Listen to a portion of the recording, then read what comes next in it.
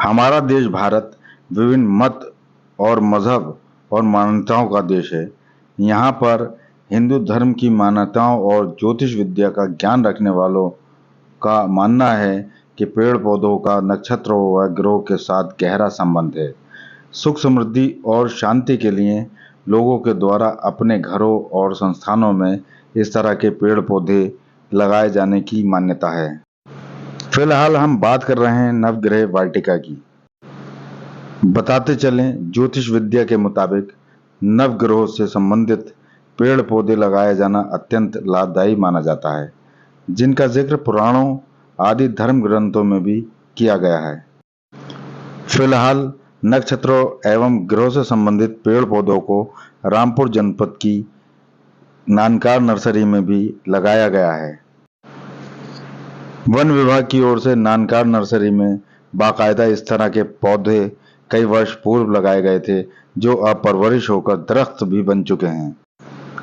इस नर्सरी में नक्षत्रों एवं ग्रहों से ताल्लुक रखने वाले 9 पेड़ पौधों को बड़ी शान के साथ लहराते हुए देखा भी जा सकता है।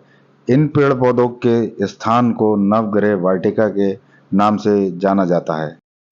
नवग्रह वाटिका में मदार का संबंध सूर्य ग्रह से और दूर्वा का राहु से, इसी तरह से जो कई पौधे हैं जिनका ताल्लुक अलग अलग ग्रहों से माना जाता है। शनि ग्रह शनि से माना जाता है।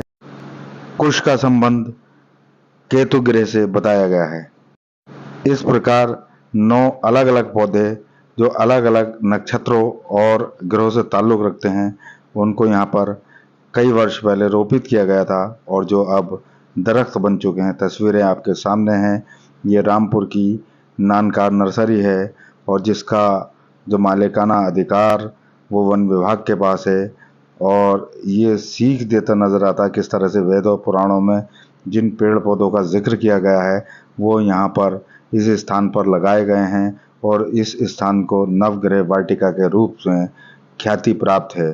तस्वीरें आपके सामने हैं। किस तरह से इन पौधों का जो नाम है वो भी एक तरीके से अंकित किया गया है, प्रदर्शित किया गया है, ताकि लोगों को इसकी पहचान हो सके।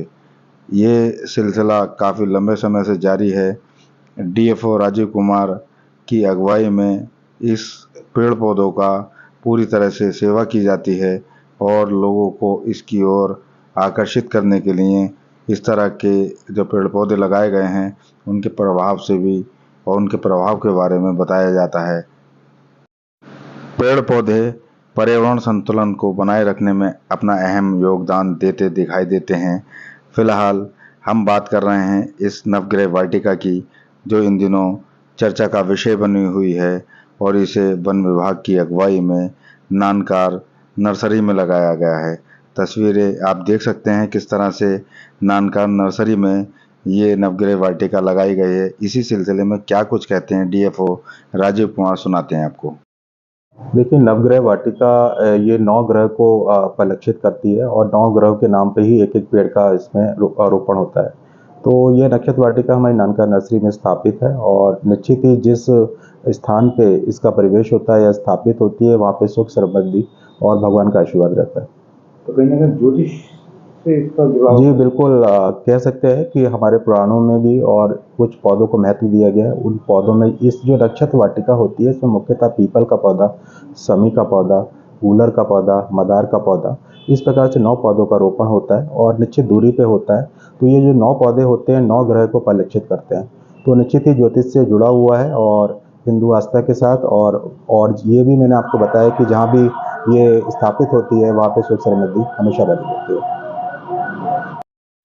ज्योतिष विद्या में जिस तरह से नक्षत्रों और ग्रहों का प्रकोप होता है, उसी को देखते हुए इन पेड़ पौधों के माध्यम से उस प्रकोप को कम किया जाता है और वातावरण को शुद्ध